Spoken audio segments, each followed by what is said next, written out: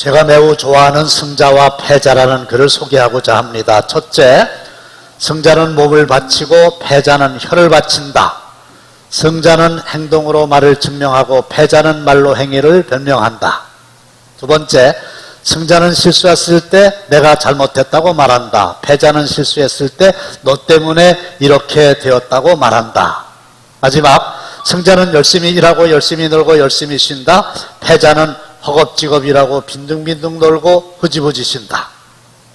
모든 사람들을 승리와 실패라는 관점에서 보면 세 종류로 나눌 수가 있겠으니 첫 번째는 실패한 사람들이지요. 어둡고 침침하고 매사에 넘어지고 자빠지고 늘 어깨가 축 늘어진 힘이 없는 사람들. 이 사람들이 즐겨 부르는 찬송은 아마도 무거운 짐을 나 홀로 지고 견디다 못해.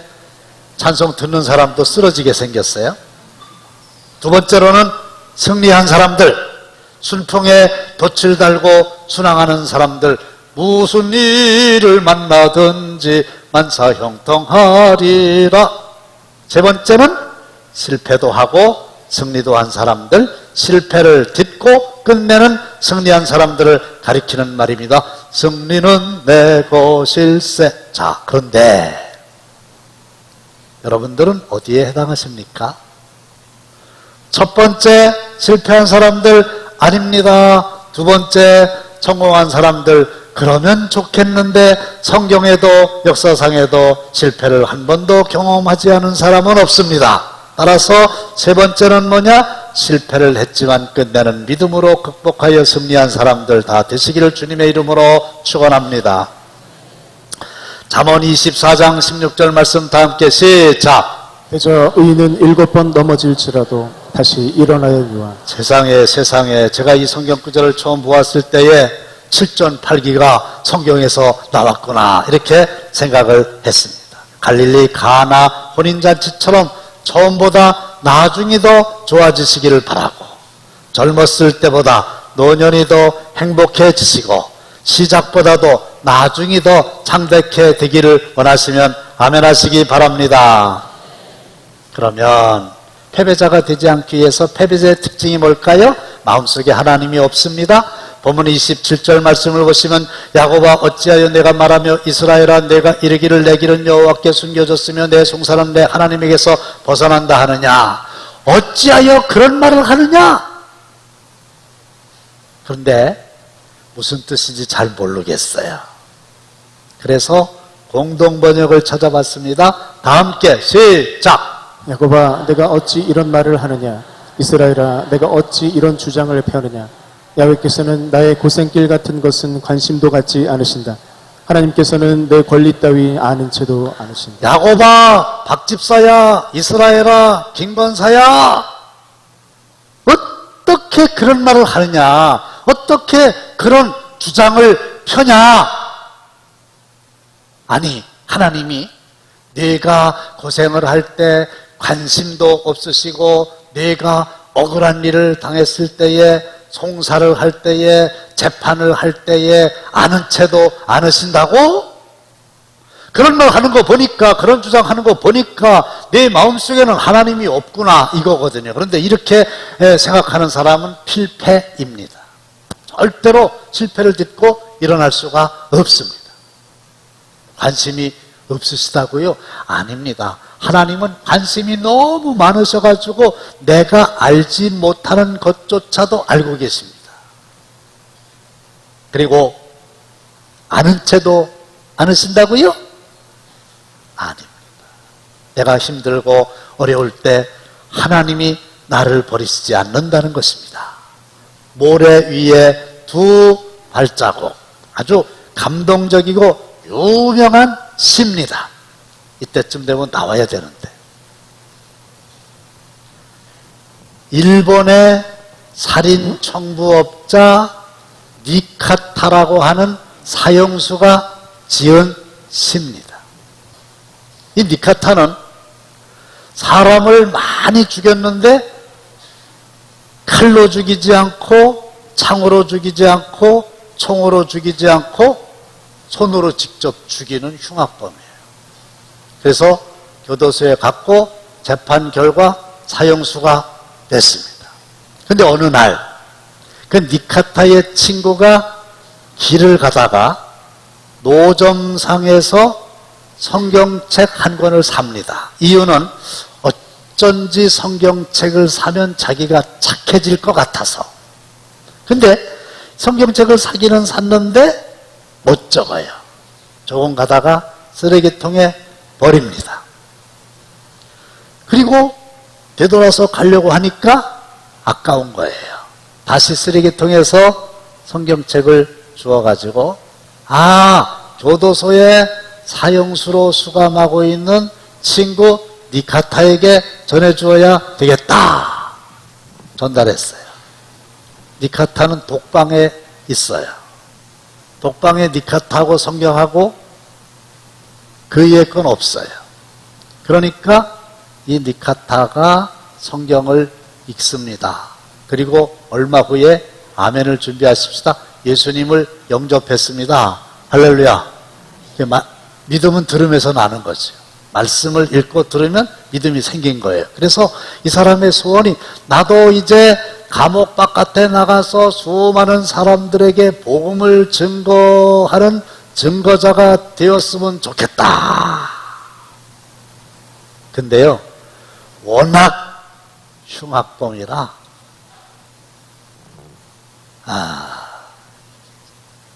나올 수가 없어요. 가석방을 시켜줘야 되는데 사형수니까 안 되는 거예요. 그러던 어느 날 글짓기 대회를 한다는 겁니다. 수감자들을 대상으로 시를 쓰는 대회를 한다는 겁니다. 그래서 내가 지금까지 한 번도 시를 써보거나 글을 써본 적이 없지만 혹시 가서 좋은 성적을 거두면 석방되지 않을까라고 하는 신락 같은 소망을 품고 시를 줬는데 대상이 된 거예요. 감옥에서 나가라 했으면 좋겠는데 그래도 너는 안 돼. 이래가지고 감옥에서 사는 거예요. 끝내는 사형을 당해서 이제 이 세상을 떠나게 되는데 마지막에 하나님 나의 죄를 용서하여 주옵소서 그랬고요. 그 전에 최초로 점자를 발견했습니다. 이 사람 발명했습니다. 그래가지고 많은 사람들에게 성경을 읽도록 하는데 큰 역할을 했죠. 그때 1등으로 대상받은 니카타의 시, 그걸 좀 소개하려고 그러는 거예요. 어느 날 밤 나는 꿈을 꾸었네. 주님과 함께 긴 바닷가를 걷는 꿈을, 하늘 저편에는 내가 살아온 인생 행로가 영상되어 흐르고 있었지. 장면마다 나는 보았네. 모래 위에 두 발자국을, 하나는 나의 것, 하나는 주님의 것. 내 인생 최후의 장면이 나왔을 때 나는 돌아보았네. 모래 위에 두 발자국을. 그러나 이 어찌된 일인가. 모래 위에 발자국은 하나뿐이니 나는 주님께 말씀드렸네. 주여 저는 모르겠나이다. 제가 주님을 섬기겠다 했을 때 주님은 저와 동행해 주신다고 하셨는데 시련의 때에 그것도 여러 번 모래 위에 발자국은 하나뿐이니 주님께서 말씀하셨네. 내 사랑스럽고 귀여운 자여, 나는 시련의 때에 한 번도 너를 혼자 둔 적이 없단다. 모래 위에 발자국이 하나뿐일 때에 나는 너를 품에 안고 갔노라. 너무 좋죠? 시련의 때에, 힘들 때에, 고생할 때에, 아플 때에, 억울할 때에 항상 함께 하시겠다고 약속하신 하나님 어디 가셨습니까? 나 혼자 걸어갔지 않았습니까? 저 모래 위에 발자국이 내 발자국이 아닙니까? 아니다. 내가 굳이 나를 버리고 도망하려고 할 때에 내가 너를 끝까지 찾아가서 너를 내 품에 안고 내가 걸었다. 저 모래 위에 있는 한 사람의 발자국은 내 발자국이 아니다. 나의 발자국이다. 할렐루야. 이걸 잊지 마세요. 절대로 어떤 상황 속에서도 하나님이 관심도 없으시다, 하나님이 아는 채도 하지 않으신다? 아닙니다. 실패하는 사람들의 거짓된 고백입니다. 하나님은 언제나 어디서나 나와 함께 하심을 굳게 믿으시기를 바랍니다. 두 번째로, 실패하는 사람들은 불평과 원망의 말만 합니다. 불평하는 사람들은 불평하는 일 외에 더 하는 일이 없는 실패가 보장된 사람들입니다. 원망하는 사람은 원망하는 일 외에 더 하는 일이 없는 실패가 약속된 사람들입니다. 통나무를 켜는 사람이 감사한 마음으로 켜면 목재가 나오지만 신세한탄하고 원망하고 불평의 말만 하면 땔감밖에 나오지 않습니다. 여러분, 하나님이 함께 하심을 의심하지 말고 믿으시고, 원망하지 말고 오히려 감사하는 자가 되시기를 바랍니다. 그러면 승리자의 특징은 뭐냐? 실패자의 특징에 정확하게 반대지요. 승리자의 마음속에는 하나님이 계십니다. 28절도 함께 시작. 너는 알지 못하였느냐, 듣지 못하였느냐, 영원하신 하나님 여호와 땅 끝까지 창조하시는 이는 피곤하지 않으시며 곤비하지 않으시며 명철이 한이 없으시며. 그냥 두세요. 너 모르냐? 못 들어봤냐? 하나님은 영원하신 하나님이야. 아브라함의 하나님, 이삭의 하나님, 야곱의 하나님, 나의 하나님, 나의 자녀손들의 하나님, 내가 천국 가서도 영원히 함께 하실 그 영원하신 하나님. 할렐루야.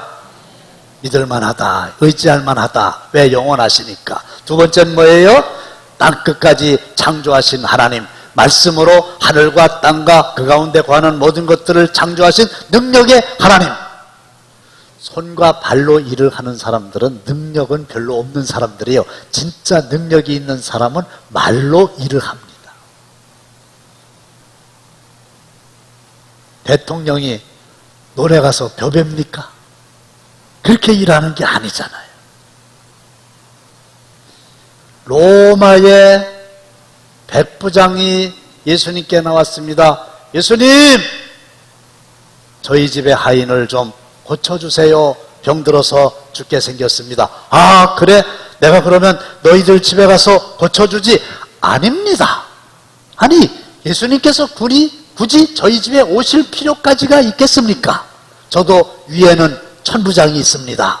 명령만 하면 듣습니다. 저도 밑에 50부장, 10부장 부하가 있습니다. 제가 말만 하면 듣습니다. 오라 그러면 오고 가라 그러면 갑니다. 그러니 예수님께서 말씀만 하시면 내 집에 있는 하인의 병도 나을 줄로 믿습니다. 할렐루야.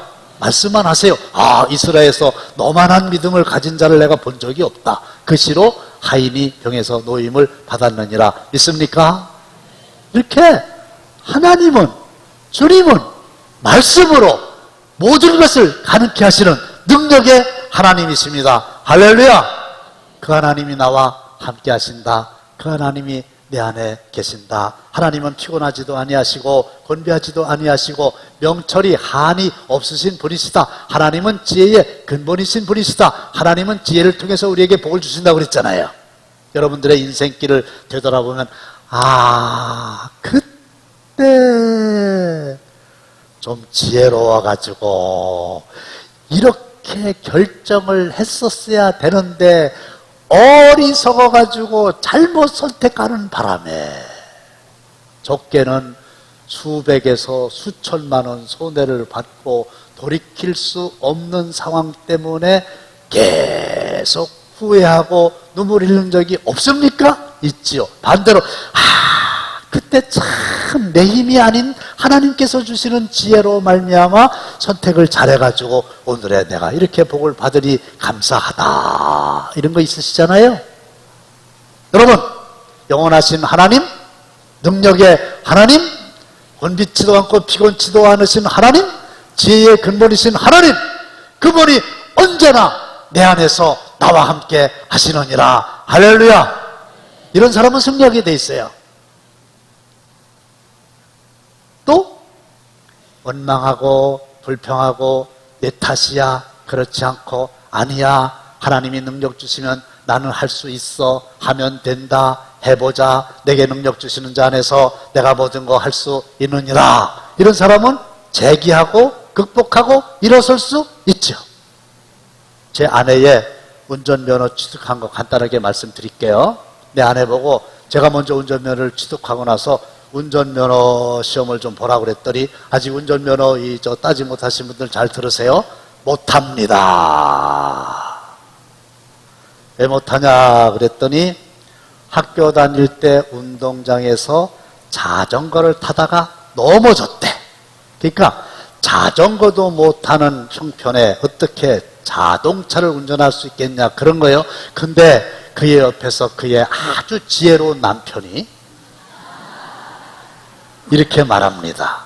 여보, 자전거는 바퀴가 2개밖에 없잖아. 그러니까 넘어지지. 근데 자동차는 바퀴가 4개나 있어가지고 절대로 넘어지는 일이 없어. 맞죠? 근데도 못한대. 방법이 없어요. 근데 이제 시간이 좀 흐른 후에 저하고 제 아내하고 성경을 들고 빌라 앞에 이렇게 신방을 가는데 어떤 아주머니가 트럭 뒤에다가 각종 야채를 싣고 운전을 하면서 뭐 사세요, 뭐 사세요 이러는 거예요. 내가 내 아내 보고 일로 와봐. 저 지금 야채를 파는 트럭을 운전하는 저 아줌마보다 당신이 못한 게 뭐가 있어? 못한 거 없지? 그랬더니 그때 이제 이해가 돼가지고 그러면 한번 시험을 보겠다고. 그래서 필기시험 합격했고 더 놀라운 일은 실기시험 있잖아요. 첫 번째 딱 합격한 거예요.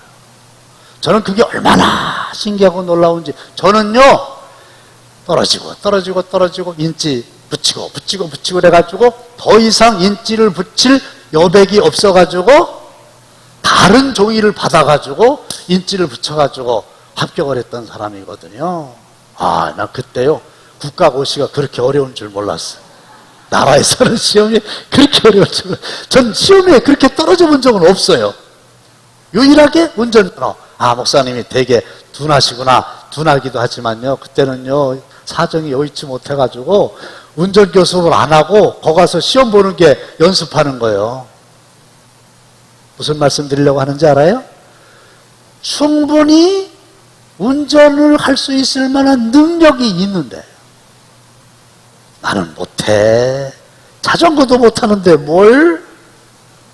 이러면 그런 생각을 바꾸지 않았으면 지금도 못했겠지요? 여러분 똑같습니다. 이제 운전면허 잊어버리세요. 아무리 힘들고 어렵고 고생 가운데 있다 손치더라도 하나님이 나와 함께 하시면 할 수 있어. 할렐루야. 이러면 딛고 일어서는 거예요. 오늘 설교 다 끝났어요. 본문 30절 말씀을 보시면 소년이라도 피곤하며 곤비하며 장정이라도 넘어지며 쓰러진다. 소년이 뭐예요? 장정이 뭐예요? 가장 힘이 팔팔할 때입니다. 저도 처음에 논산훈련소 갔더니 훈련 받고서 이등병 계급장 달아주기 전에 장정이라고 그러더라고. 훈련 받기 전에 장정이래. 신분이 장정이요. 그때 내 인생에서 가장 힘이 쓸 때요. 근데 소년이라 할지라도 장정이라 할지라도 인간에게서 나오는 힘에는 한계가 있기 때문에 피곤할 때도 있고 곤비할 때도 있고 넘어질 때도 있고 쓰러질 때도 있어요. 소년이라 할지라도 병원에 입원하잖아요. 그런데 31절 다 함께 시작. 오직 여호와를 앙망하는 자는 새 힘을 얻으리니 독수리가 날개치며 올라감 같을 것이요 다른 박질하여도 곤비하지 아니하겠고 걸어가도 피곤하지 아니하리로다. 할렐루야. 오직이라고 하는 말은 하나라는 겁니다. 여호와를 앙망하는 자, 하나님을 바라보는 자, 하나님을 생각하는 자, 주의 이름을 부르는 자.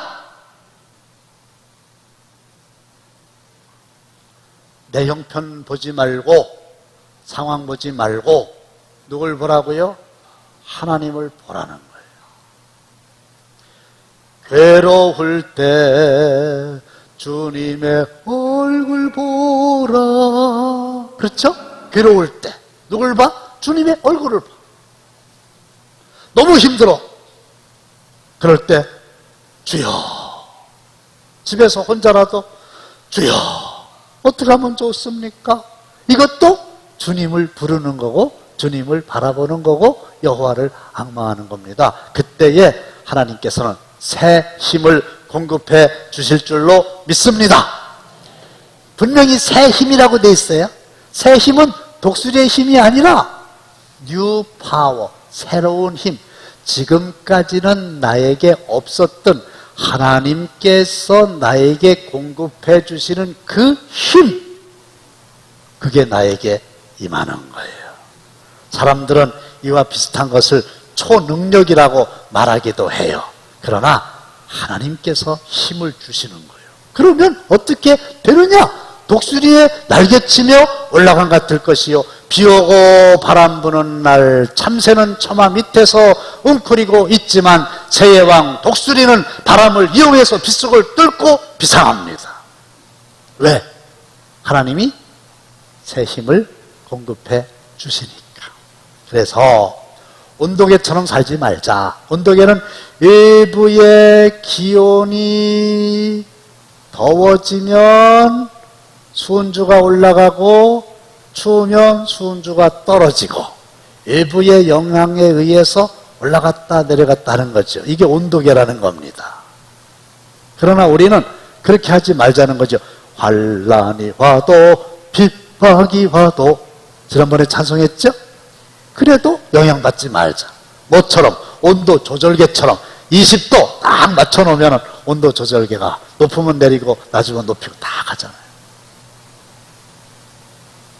그러면 걸어가도 다른 박질해도 피곤하지도 않고 건비하지도 않고 쓰러지지도 않고 넘어지지도 않고 오뚜기 마냥 실패를 딛고 승리할 수 있다. 그래서 여러분들 모두가 다 승리자가 되기를 원하십니까? 마음속에 하나님을 꼭 모시기를 바랍니다. 여러분들의 마음속에 지금 하나님이 계십니까? 그 하나님은 어떤 하나님이십니까? 영원하신 하나님이십니다. 능력의 하나님이십니다. 피곤을 모르는 하나님이십니다. 지혜의 근본이 되는 하나님이십니다. 그분을 바라보시기를 바랍니다. 그분이 힘을 주십니다. 그분이 능력의 오른손을 내밀어서 우리를 붙잡아서 일으켜 세워주실 줄로 믿습니다. 그래서 실패를 딛고 승리하는 9월 한 달 되시기를 다시 한번 주님의 이름으로 축원합니다.